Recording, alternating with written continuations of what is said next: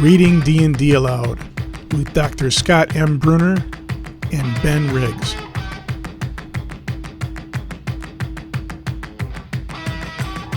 Episode 29. The best defense of orcs as others we've heard. Also, narrative versus game.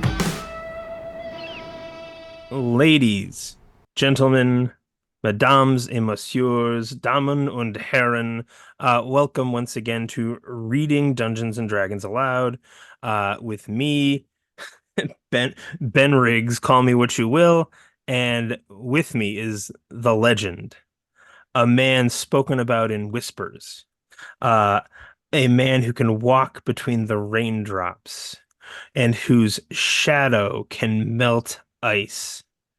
Dr. Scott Bruner. Good morning. Good morning, Ben. Good morning, everyone. I feel like it's a consistent weekly writing prompt to be like, how can I introduce Scott? For a while, I was like, maybe I'm going to settle on, the Wizard of Wauwatosa. But then I was like, no, that's good, but still, gotta stretch the legs here.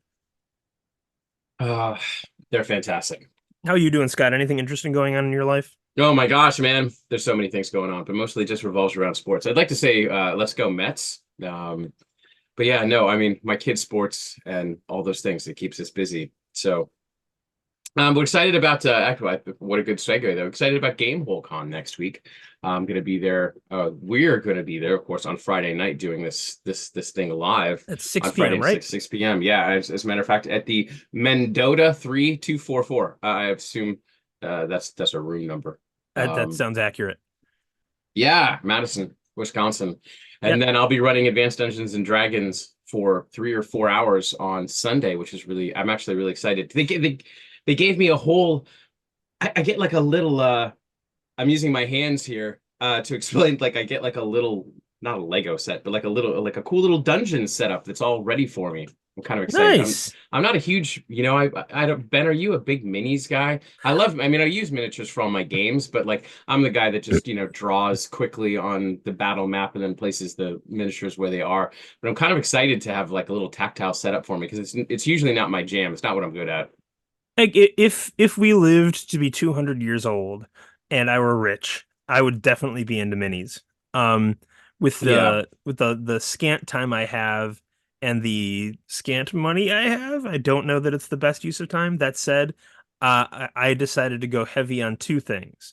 You can get like D&D themed meeples. And I went heavy into the D&D meeples. And again, I'm going to say I have less than 50 of them, but that'll get you through an awful lot. Um, and Paizo's bestiary like punch outs. I picked those up. I think that was $50. Uh, and that has kind of gotten me through things because the last time I really invested in running a highly tactical D&D game was the 3.5 Expedition to Castle Ravenloft. That was the first time that I had ran Ravenloft, and my brother-in-law had foolishly or wisely subscribed to Paizo's miniatures. So his basement has a wall of minis. Yeah. So I was playing with him. We were in his basement. So that was what I would do. And every Saturday night, I would be drawing out the tactical maps for the next day's session on a gigantic board while watching movies with my wife. And then the next day we would go and we would obviously play on those tactical maps. And I would say it was the 3.5iest of 3.5 experiences for me. Because again, it's such a tactical game that rewards that kind of gameplay. And it was definitely fun. I had a good time with it. I believe Bruce Cordell did the revision for 3.5 of Castle Ravenloft. But it is no longer so. But what a perfect segue, Scott. Thank you. I have been running I6 Ravenloft, the original Tracy and Laura Hickman adventure, with Shadowdark for the last 3 weeks. With my regular gaming group, and I even ran it for a group of 13-year-olds this past Friday. And no maps, not drawing anything, no minis. Just go, go, go, go, go. And I would describe it as an equally satisfying experience, if not even more so, because it's just so much faster paced. Also, from based on my memory, Expedition to Castle Ravenloft didn't have random encounters, and Strahd kind of came off as a much more passive foe in that version. Again, I could be wrong because I could also see the me that ran Expedition to Castle Ravenloft being like random encounters are dumb and just not using them. Now that I'm older, I'm like, I was a fool. Random encounters are so important. Um, but to briefly give a report from the field, uh, my players didn't have a cleric, so I gave them a cleric called Mother Laura, named after Laura Hickman. And the first thing that happened in their first combat in Barovia, a bunch of wargs attacked them, and by total happenstance, the random dice kept coming up. They attacked the cleric, and Mother Laura almost dies in the first combat. And they heal her, but for the rest of the adventure, she's like, "We should all leave Barovia. This is a terrible place. This is awful. Why are we here?" Yeah. And they through further bad rolls, Strahd attacks them that sundown. And who's the first person to the door with Strahd, Mother Laura. or the second person, but Mother Laura. Forgot I He had it. he kills her and then animates her corpse. And Oh, that's so awesome. yeah, so the players had to kill their cleric, and they were like, "Can we bring her back?" And I'm like, "No, dude, she's a dead zombie now. You can't do that. It's not gonna work. You can bring her back as a zombie, but you can't resurrect her." Is my ruling, because they didn't have a spell for it either. But it was an incredible first session because it just made Strahd seem like this vicious bastard, you know. And it was all random rolls. I roll everything out on the table. So the fact that it just ran like fell that way, I think it was one of my favorite sessions of all time. And last session, I got to be Madame Eva and give them their fortunes, Sure. and it was Yeah. great. So and Shadow Dark, which when I looked at it, I was like, I don't quite get the hype. But I said to myself, like, I have to play this before I really get it. It really can speak to it. Now that I played probably 10 hours of Shadow Dark, I'm like, I get it. Um, it may be my favorite flavor of D&D. It might be replacing old school essentials because it gives you that old school feeling with just graceful, easy mechanics. So well done, Kelsey and Co. But so that is my story of miniatures and Ravenloft and Shadow Dark. Well, I've got a couple of things. I know we want to read a little bit from Vampire today, but We it's get we interesting. get to where we get. Well, as you're talking about Ravenloft and Sundays, which is today, I run I've been running Curse of Strahd for quite a while. If anybody knows anything about my games last forever. Maybe because I do a lot of socializing during games, but also, I mean, it's not. It's all of my games always last a long time, and I've often wondered why. As a matter of fact, we instituted a rule in my regular Sunday group. We instituted what we call the 2 hour, the golden hour, the golden 2 hours, where we're not allowed to talk about anything except for the game because we're so bad at digression. But and there I go, I'm digressing again, and that's why everything I do takes forever. But it's interesting, running Curse of Strahd is so good. The thought I've been having recently, I woke up this morning and was reading an article about the PlayStation 6. And it was interesting because it was talking about the backward compatibility that the PlayStation 6 will have. And I thought that was really interesting that that's going to be one of the emphasis of this new gaming console. And what I was thinking about was, wow, what an incredible wealth of games that's the Sony PlayStation or Nintendo or Microsoft's Xbox have. Like how important it is to a market to make sure it can play all of your old games. And I'm so happy that that's true because I tend to like old games and I'm always like, why? There's so many fantastic games that I want to play. As a matter of fact, Silent Hill remake came out, and if only I had time, but I love the original one on the PlayStation. Again, a digression. The thing that I'm thinking about though is we're talking about Ravenloft and you're talking about it in Shadow Dark, and I'm running it. So you're running it with a Shadow Dark system. Correct. I'm running it with 5th edition. You can run it obviously with first edition. No, what got me thinking about this was that you said that there was a 3.5 version of Castle Ravenloft, which I wasn't aware. I mean, it totally makes sense. It's just that I didn't play a lot of third edition. But this makes this is so interesting to me is to think about the backwards compatibility, but not only the backwards compatibility, but also the remake and the remasters. What adventures out there that Wizards of the Coast, has access to that I guess this is a two-part question. One, which keep getting remade? And two, which should get remade? Which should be updated for new systems? And now I'm thinking of like Tales of the Yawning Portal, which has, I mean, geez, fifth edition, they were doing this quite a bit now that I think about it. They brought White Plume Mountain, if I'm not mistaken. I'm trying to think of the adventures in Tales of the Yawning Portal. Of course, Tomb of Horrors, which I'm always amazed at. Like, I don't know how anybody runs Tomb of Horrors in fifth edition. I mean, it doesn't really matter because I guess I suppose you could run it in any edition. You could probably run it in Pony Finder if you wanted, because there's very few dice rules in it. It's mostly there's almost no combat. It's literally nothing but puzzle after puzzle. It's basically like playing King's Quest in a Dungeons and Dragons group because all you're trying to do is get past lethal puzzles. But my question to you is, what adventures are we seeing that are kind of to use Estradianism, immortal across each of the editions, and which ones, which lost adventures would we love to see be brought back? Well, one of the things that I would say I find interesting is uh, with second edition, there was concern about replayability, not replayability, but being able to play first edition adventures yet. It slowed, it muted changes to second edition. Like one of the only reasons you still get THACO in second edition is because people were so concerned that it would make first edition stuff unplayable. And yet, there were so many first edition adventures that it felt like they just stopped promoting. Like when Ravenloft, the campaign setting came out, um, I would have loved to have played the original I6 Ravenloft. You would have thought they would have done some sort of a like re-release of that adventure to pair with that campaign setting, but they didn't. It almost seemed like in second edition they were a little afraid of the older material, and saw it as competition to their newer material, which Hmm. to a degree it is. Like the biggest competitor to 2024 D&D is fifth edition at this exact moment in time. Just a survey of my school. Nobody has switched to the new version of D&D. From the kids to the adults. A few people have purchased it, but no one has started running it yet.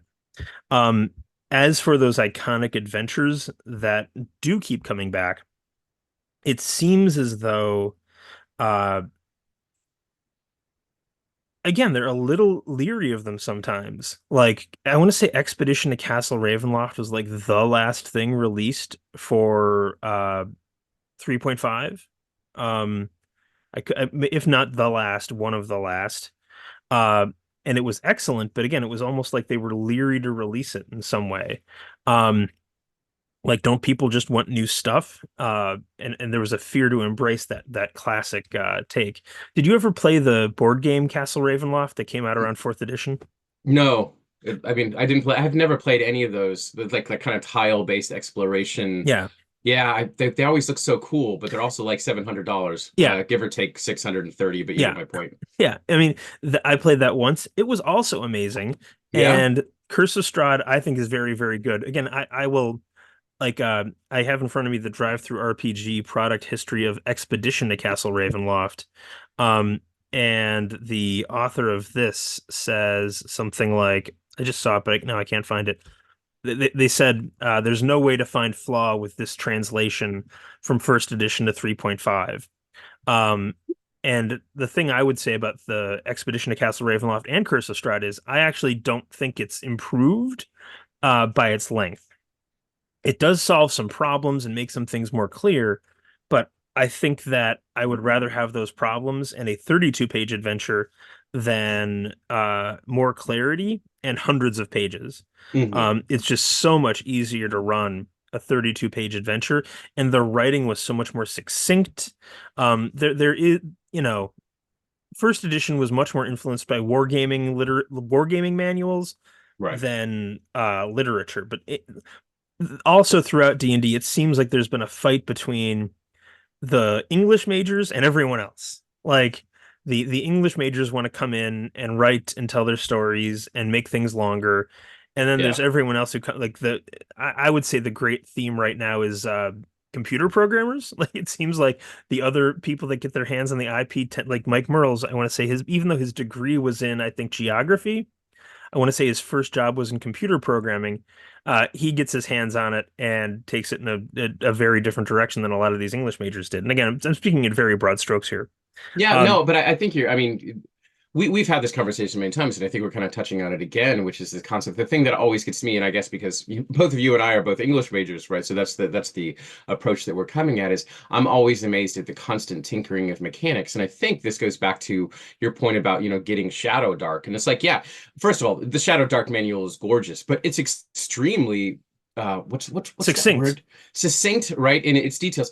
I'm running a Shadow Dark game on Thursdays, and I'm running one of the what's the name? It's Fortress of the Two Iron Fortress of the Briar Brothers of the Iron Fortress. It's really cool. It's in the third. The point is this. It is so it understands what I think is and of course every table is different, but it's always interesting how like when people get into Dungeons and Dragons, some people are interested in the mechanics. I do think people get so, especially in the 1970s, people were really, really kind of obsessed with the concept that wow, we can literally create entire worlds. All we have to do is settle on the right mechanics, on exactly what the right percentage of, getting a parasite in your stomach might be, and then this will be fantastic. And yet what I think people have understood is so much so much is subjective to the players at the table. So much is, those observations are much more important. The author, I think people get so excited with Dungeons and Dragons tabletop role-playing games that they do want to pack, as you're kind of talking about, that more words, more verbosity is not always helpful to tabletop role-playing games, because so much is going to depend on what happens when the observation is in its exigent stasis, when you've got the five people around the table. That what you often want is exactly what Shadow Dark does. One of my favorite things about this adventure, of the Shadow Dark adventure, is that it has one page. So the group has to fight a bunch of these fire lizards. I think they're called salamanders, and there's one page that it's a list of like 31 sentence, and they're not sentences because I don't think it's a predicate. It's literally just a description, but a description of because there's like 30 salamanders in this fortress altogether. And all you do is like when they're facing 4 or 5 at a time, you quickly roll 4 or 5 times, and you've got 5 quick descriptions of those 5 salamanders in front of them. And they're fantastic. Like they're really fun. They're like, this guy has a fear of something. This salamander has blue splotches and is proficient with his weapon. And it's all done in one. And again, it's boiling down to the basic mechanics, because you can take that in any direction that you want. I don't know. I'm struck by this thought of the concept of like when people design, especially thinking about like designers, those, isn't it interesting that the two people that are often most drawn to tabletop role-playing games, which is, yeah, the literary majors, and then I don't want to say the wargaming, but the ludologists, the folks that are really, really interested in making vehicles the to run gamists. games, right? Yeah, I mean the ludologists. I mean, I suppose we're getting back to, there's an enormous debate, and it's cooled down significantly from the early 2000s. But in academia, there was this giant debate between narratologists and ludologists around video games. What's more important, the story that the game is trying to tell, or does the story not matter at all? We've talked about Marco Escalini and some of the other folks that, kind of dug in on certain areas. The debate was kind of ridiculous to begin with. But I think in some ways that debate comes into tabletop role-playing games. Think about all the people that really, I mean, there's so many, I often have friction with, I shouldn't say friction, that's not quite right, because sometimes they're some of my best friends, but folks that really get interested in what is it that we can, what is the best mechanism for describing how a sword hits a shield? And there's other people that are like, just tell me the sword hits the shield, and because I want to write a story about it. I want to say what the sword and the sword and the shield actually mean, right? But yeah. Now I don't know where I'm going, but it's Have you interesting that friction exists here in tabletop role-playing games. have you read Apocalypse World? I have read the fantasy version of the Powered by D Apocalypse Dungeon and World? mentioned, Okay. yeah, Um, so Apocalypse World by Vincent Baker and Magui Baker uh was definitely I would say a shot across the bow in that regard. yeah, but nope, yeah, Good. I don't want to interrupt you. I No, find it, go for but it. I want to put this kind of small footnote. I always find it interesting because I love the Powered by Apocalypse system, but I find, and maybe I'm wrong because I live in my small little cave. Very few people, it didn't catch on, or did it? And I'm not trying to put that because I love the Powered by Apocalypse system, but I've often found that people have a hard time running it because nobody kind of because it in some ways, and maybe it's one of these games that's going to have like a huge like once people kind of get it a little bit more, it's like almost like was it not the right time for it? Because I found even myself sometimes has a hard time running the concept of keeping it going like a story because we're so entangled with the concept of it being more like a war game where we take turns. But please continue So about. I would so first of all, to anyone who does not know, Apocalypse World was I'm gonna say a radically pro-narrative, even though Yes. it also definitely has mechanics and has a radically pro-narrative role-playing game. I can't remember when the first edition came out. I'm going to say the second edition came out in 2017, 2016, something like that.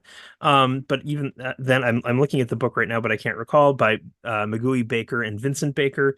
And to read the book is uh, I would say it's a Blakean experience for those of you who are down with William Blake. Um, it's like reading a role-playing game prophecy of some sort. It is a radical reimagining of what a role-playing game could be, and for that reasons, I agree with you that it's challenging, but boy, I would say it was liberating, and I think it did catch on at least among designers, which is why there was just this explosion of Powered by the Apocalypse games over the past 12 years. Like it was the hot system for a while there. And everyone was like, well, I'll just take this and make it to Apocalypse World, Powered by Apocalypse. But let me read to you and our audience here a little bit from Apocalypse World, since we're kind of down this rabbit hole. Let's keep going. So, uh, I'm skipping to the Master of Ceremonies section from Apocalypse World Second Edition. And here's what it says: The Master of Ceremonies. That's you, the MC, Apocalypse World's GM. There are a million ways to GM games. Apocalypse World calls for one way in particular. This chapter is it. Follow these as rules. The whole rest of the game is built upon this. And then they give you an agenda. The agenda is one, make Apocalypse World seem real. Two, make the player characters' lives not boring. Three, play to find out what happens. Everything you say, you should do it to accomplish these three and no other. It's not, for instance, your agenda to make the players lose, or to deny them what they want, or to punish them, or to control them, or get them through your pre-planned storyline. Do not pre-plan a storyline, and I'm not, there's a swear word here, around.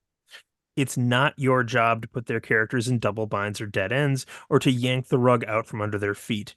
Go chasing after any of those, and you'll wind up with a boring game that makes Apocalypse World seem contrived, and you'll be pre-deciding what happens by yourself, not playing to find out. And he says, play to find out, or I shouldn't say he, because it could be his wife, Magui. Play to find out. There's a certain discipline you need in order to MC Apocalypse World. You have to commit yourself to the game's fiction's own internal logic and causality driven by the player's characters. You have to open yourself to caring what happens, but when it comes time to say what happens, you have to set aside what you hope for. And let me, uh, the reward for MCing for this kind of GMing comes with the discipline. When you find something you genuinely care about, a question about what will happen that you genuinely want to find out, letting the game's fiction decide it is uniquely satisfying. And he then, I shouldn't say again, they then give principles. And I'm gonna read the list of principles and then maybe delve into some of these individually. But I feel like this is kind of again a statement from a game designer in this question of mechanics versus narrative. So here are their principles. Barf forth apocalyptica. Address yourself to the characters, not the players. Make your move, but misdirect. Make your move means again the master of ceremonies does something. Make your move, but never speak its name, because their moves are mechanics in Apocalypse World games. Look through the crosshairs, name everyone, make everyone human. Ask provocative questions and build on the answers. Respond with, and here's a swear word here. It's the effing around. Respond with effing around and intermittent rewards. Be a fan of the player's characters. Think off screen too. Sometimes disclaim decision making. Um, and again, the playing to find out, like when I've run this, it is amazing because I show up to game and I'm like, I don't know what's going to happen today. And in many ways, those are my favorite game sessions when I'm like, okay, I know exactly what's going to happen today. Like it's kind of like you go to game and it's fine. But when you're like, I don't know what these guys are going to do with this situation. I don't know what's going to happen here. Man, I am like a groundhog peeking out of its hole. Um, and the mechanics of Apocalypse World are built around providing that kind of play, and the fact that in Apocalypse World they are like, do not prepare, like don't pre-plan things, just make it up on the fly. Uh, the fact that you have someone in your book, again, it's very anti-DMG, right? Like the DMG is like, you as the game master must do a vast preparation of your world. You must know all the details because you have to be in charge and you have to be in control. And by writing it down and you pin it down and it gives you power at the table. And this is like, no, don't do that. We're going to do the exact opposite here. You're going to do no preparation at all, and it's going to make you into kind of a player. And one of the ways you get away with that is by disclaiming decision making, which I think is the most radical thing in these principles. And that just means sometimes, like, here, let me briefly read uh disclaim decision making here. In order to play to find out what happens, you'll need to pass decision making off sometimes. Whenever something comes up that you'd prefer not to decide by personal whim and will, don't. The game gives you 4 key tools you can use to disclaim responsibility. You can put it in your NPC's hands, you can put it in the player's hands, you can create a countdown, and you can make it a stakes question. And a lot of those are like, mechanics they have in the game. But you can just ask a player, like, player says, "What's in the box?" And you say, "You tell me." Um, and I've gotten some really interesting play out of that. So by being able to ask the players to make GM decisions, it takes a big burden off of you and makes it easier and we're all looking for easier ways to play a game, right? Like I feel like Apocalypse World is a really interesting answer to the question of mechanics versus narrative because it just rejiggered the mechanics in such a way that it drives this really engaging narrative. So hopefully that was probably the segue-iest of the segues, but that is my answer to you is Apocalypse World. Yeah. I don't know. It's funny. I've been kind of, well, I mean, there's so many thoughts I had kind of into there, but none of them particularly cogent. I think it really is interesting, and it does come back to, I was thinking a little bit, right? So I run every other week. I run different games. So right now my 2 for set is Ravenloft today, and then next week I'm running the Fallout tabletop role-playing game, which is an extremely tactical role-playing game. It is so far, and I really like it, but I will never run it again because it's just it doesn't speak to my strengths at all. Right. My strengths are very, and in some ways where the Curse of Strahd really speaks to my strength. I like to say that I'm like 50% role playing, and that's ROLL, and then 50% ROLE. Because I do like the tactical battles. I'm a big believer I like battles that have like a really big context. And I do like, one of the things I think I really like about what you're reading there is like you play to discover what's going to happen.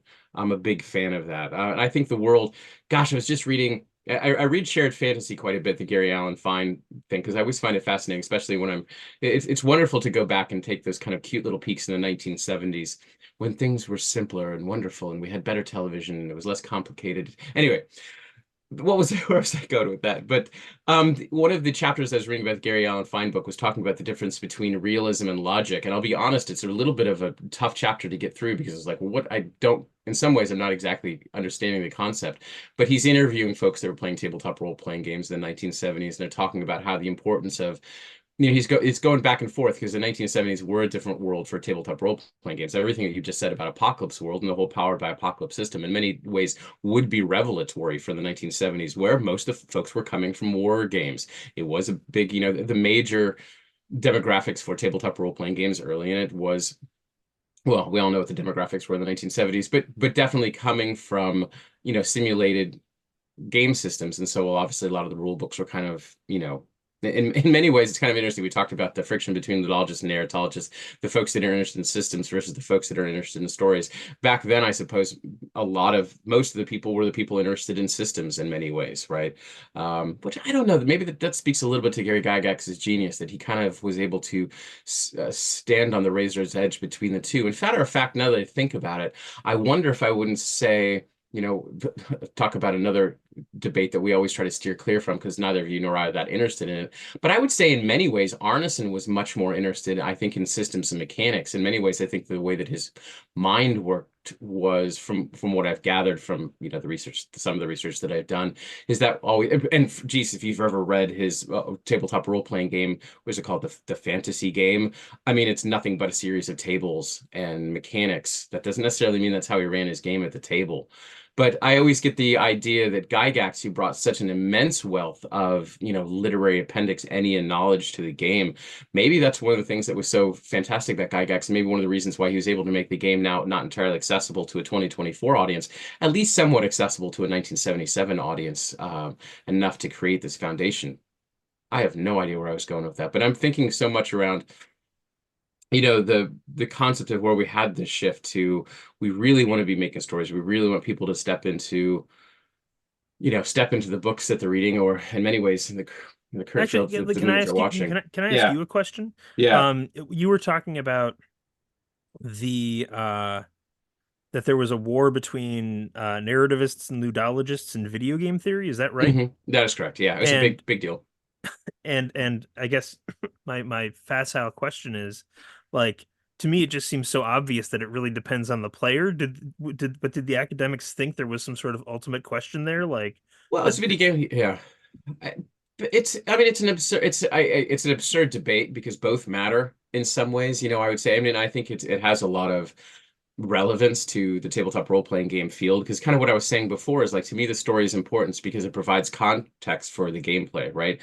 I mean, we can sit here, and I think there's I'm sure there's lots of players. Certainly there were lots of players when I was a kid there would be no context for. As a matter of fact, I mean, I remember kids I remember, those study halls, in the back, where you hid between somebody and how you could bring your D&D books out, and would often be like, oh, let's take a paladin 5th level and have him fight a bunch of demons. What's his name? Who cares? Playing it very much like a war game scenario. What would happen if we had 3 paladins versus an army of? Let's just do that.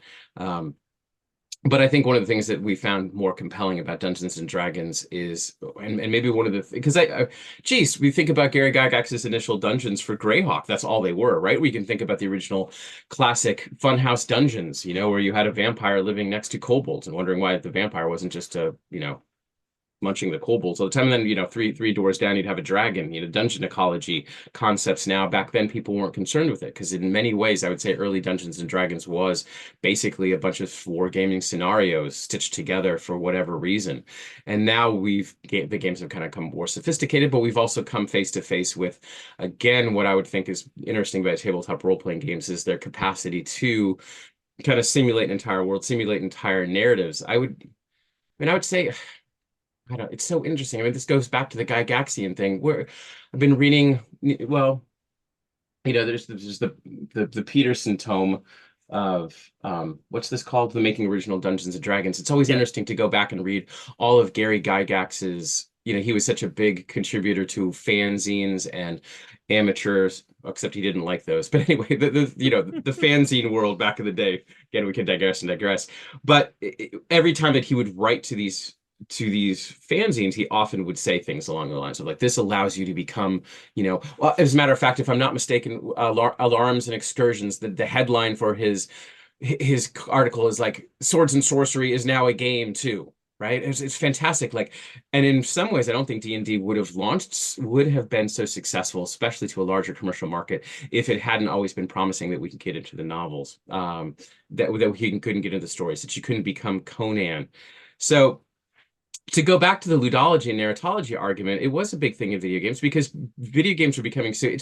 There's nothing I find more interesting than the fact that video game analysis in academia is what spawned us going back to tabletop role-playing games, right? Hmm. Tabletop role-playing games weren't, as far as they were, I mean, but I'm talking about Gary Allen Fine. That's literally one of the first books. I can name, I shouldn't say this because the more I did research, the more I discovered more people had written about games in the 70s and 80s than I was aware of, but certainly weren't, when I wrote my master's thesis at San Diego State, there were only 3 books that I could think of that were about role-playing games. I thought I was like one of the first people out there. We had Jennifer Growling Cover, who wrote The Creation of Narrative and Tabletop Role-Playing Games. We had Daniel McKay, who wrote The Tabletop Role-Playing Game, A New Form of Performance Art. And then we had Gary Allen Fine's anthropological breakdown of that. And of course, if you wanted to go to the history, of course, you always have Mr. Riggs, but we also had John Peterson. And then, of course, we have Shannon Appelkline. That was like your reading list. I will say, as I've gone more, as I did more rabbit holes for my dissertation, I discovered a lot more stuff. But those were still kind of like the major pillars.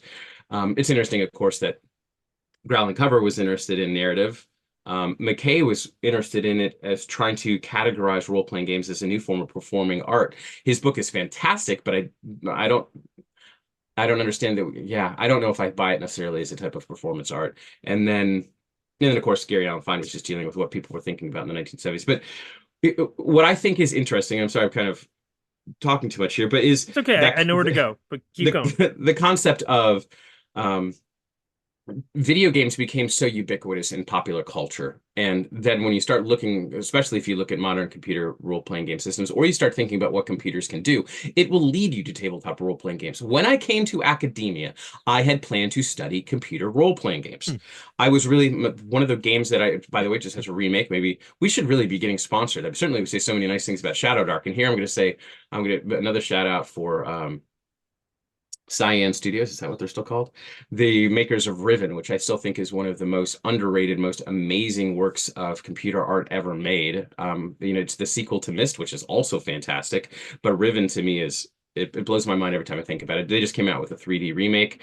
Part of me says, I don't know if you need a 3D remake because even the slideshow of the first one is so unbelievably immersive. It's amazing. But I'd come back. That was the game I wanted to study. That was the game I thought I would be writing my dissertation on. But if you know anything about me, you know that I'm a big contrarian. So if people aren't talking about something, I want to talk about it. If people are putting something down, I want to defend it, right?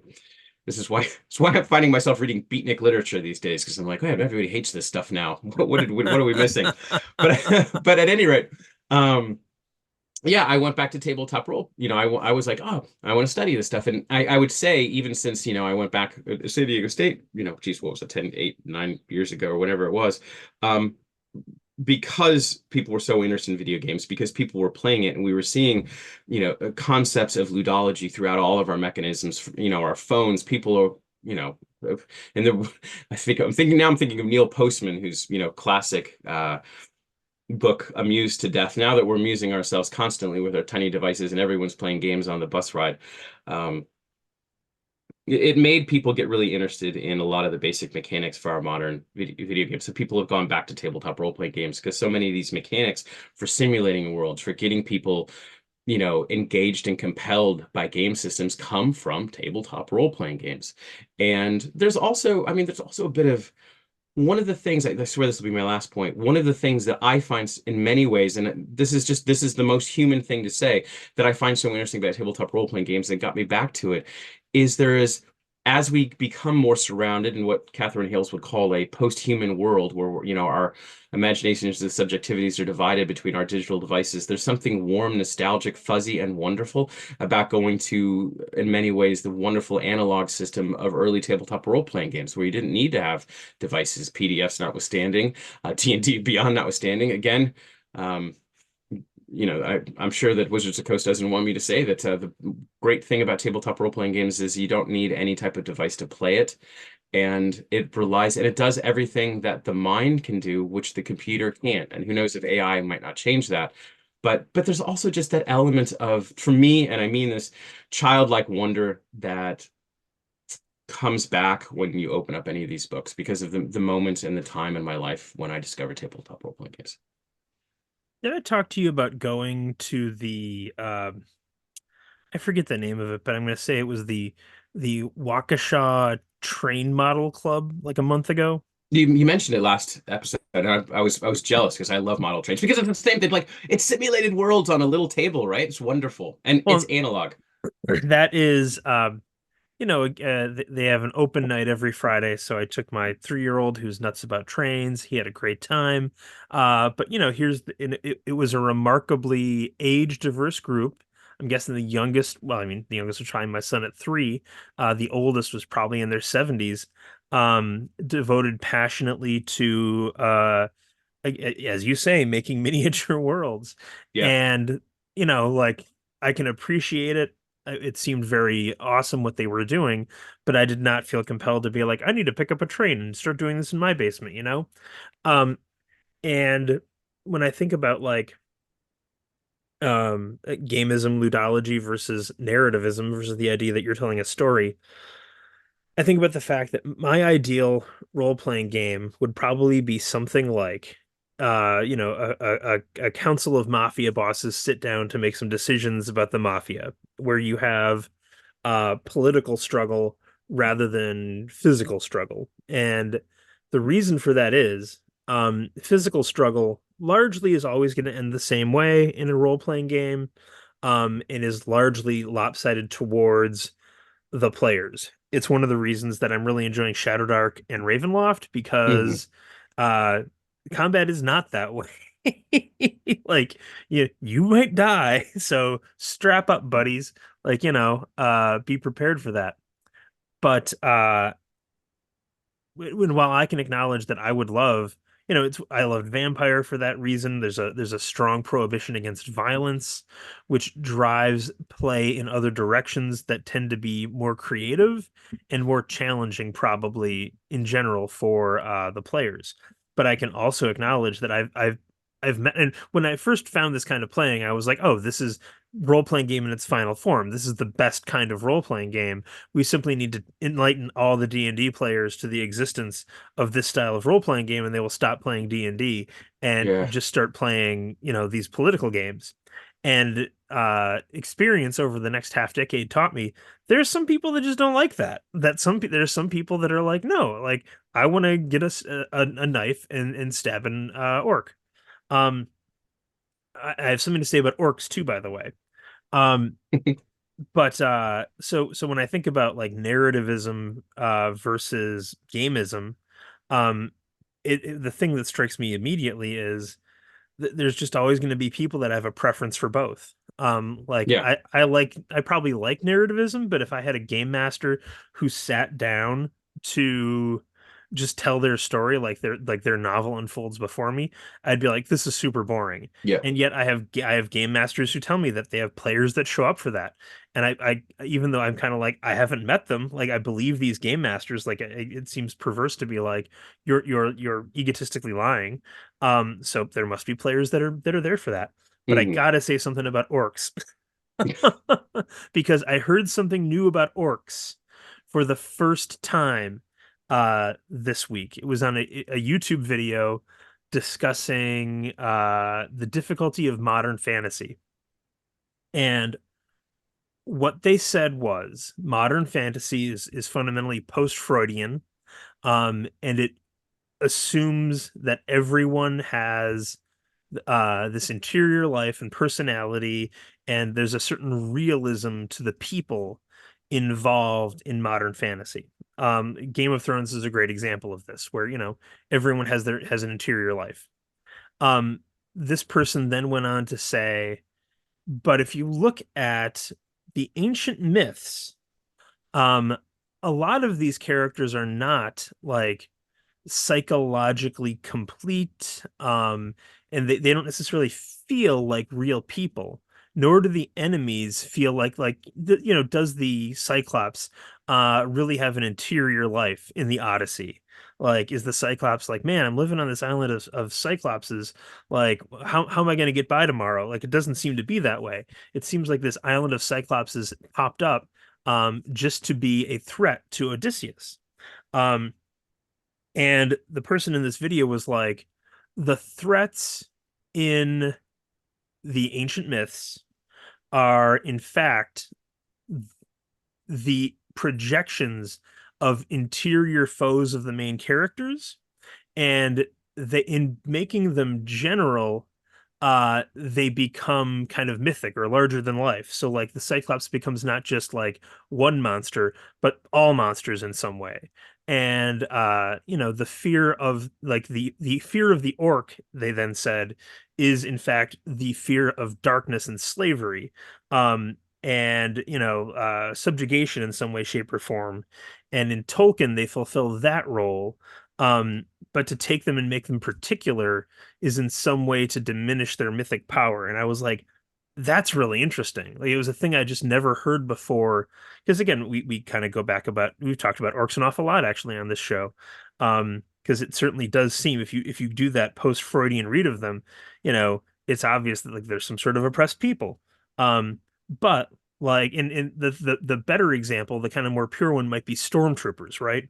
Like in the original Star Wars trilogy, stormtroopers are just bad guys. They are just badness in armor, and you can Hmm. kill them without feeling bad. And in many ways, you could argue one of the possible mistakes of the J.J. Abrams begun and finished trilogy is the first thing that happens is we get a post-Freudian read on the stormtroopers where actually they're all people. And they have personalities, and a lot of them are like child soldiers and stuff like that. Um, and then in the third movie, when Quinn's not his name, Finn. Finn, thank you. Finn is like riding around shooting stormtroopers going wahoo. Like it seems so bizarre, right? And it's because stormtroopers were taken from the general and the mythic to the particular. And I heard this and I'm like, this is a brilliant read. Like again, I don't know how I think about it yet, but it was so unique and so different and so fresh that it has stuck with me all week, and I've been thinking about it all week. Um, and it is, I think it's a much better uh again, if you were going to be like it's okay that orcs are evil, that certainly seems like a better argument than, well, it's just kind of fun to kill orcs in some way and I want something simple and childlike. And um this says, well, it's not that it's childlike, it's that it's mythic in some way. But I that was No, that was the that's king of my digressions. What do you well, want to say, Scott? I mean, I respond to all. I think that's really, really fascinating. I've never thought about that, the concept in particular. I mean, the first thing I'm thinking of, it's interesting because, of course, the original Star Wars trilogy basically pivots on the concept of the biggest baddie, the one guy who are like, okay, that dude is pure evil. We don't have to worry about their subjectivity at all. Then, of course, becomes the hero of the series, right? So it's kind of interesting that the original trilogy has that kind of strange pivot. Not that they ever, go back and try to make stormtroopers nice, but the largest baddie in that whole thing ends up being the hero, which by the way is, oh man, are we talking about Star Wars now? I can't stand the prequels. I mean, I know that I'm not alone in that thing, but I've always said like the thing I really don't like, and the sequels, man, they started out okay, and then I don't know what happened there. I don't know, but there was another comment I wanted to, let's not talk about Star Wars. That'll last forever. What was the other, the particular versus the mythic? Yeah. I was going to bring it back to old school D&D. I think one of the things that I find really strange about, especially old versions of D&D, first edition, still probably my favorite, is how there's so many monsters. This is such an interesting thing because now I think I mentioned this a few weeks ago, but Pathfinder came out when the first edition of Pathfinder came out with, they came out with so much stuff when they're really really rocking it back with Pathfinder first edition, and of course Wizards of the Coast was really not rocking it with fourth edition. But and I mean that from commercial perspective, not necessarily design perspective. But my point is this: one of these manuals that Pathfinder came out with was Misfit Monsters Redeemed. Well, there was that one, and there was another one where Pathfinder really went out of their way to give like backstories and information on classic D&D monsters to give them more of like, here's what their society is. I mean, of course, it started with the goblins because that became such a big deal. Like, I was going to say one of the problems with early Dungeons and Dragons is how many monsters there are that are nothing but a collection of hit dice and damage rules. Right? There's no information. And it's funny because we talked about, so we are talking about the specific, that these monsters literally, as you just mentioned, if Cyclops only exists for Odysseus to defeat because it's something that's born from his psyche itself, goblins, orcs, kobolds, I could probably go on. Trolls kind of have that crazy mechanic, but there's quite a few old, especially first level monsters that exist as nothing but experience point fodder. And I've never really liked that because especially in like even first edition to second edition, it's like, what was an orc? Sometimes they had pig noses and sometimes they didn't. Are they supposed to look like the Tolkien orcs that we see in the movies eventually? What was a kobold? Kobolds are now related to dragons, but once they were related to rats. And I think a lot of those things came from, that evolution of like, why are we just taking these things out? Interesting, of course, that Gary Gygax puts that strange in the Caves of Chaos and Keep on the Borderlands, that strange moment where there's like young kobolds in one of the caves, which I always find strange. Like, what are you supposed to do here? An ethical dilemma in the first D&D adventure is strange. But goblins, orcs, kobolds, especially, those three things really didn't have any information to them. And Pathfinder did take them from the, I would say, I'm trying to use your terms, but the non-specific to the particular, but giving them backstories. And again, it started with Goblin. My gosh, man. I mean, if there's anything that Pathfinder did just wonderfully, I mean, hands Weeby down, goblins, so good. Pathfinder goblins are way better than Dungeons and Dragons goblins.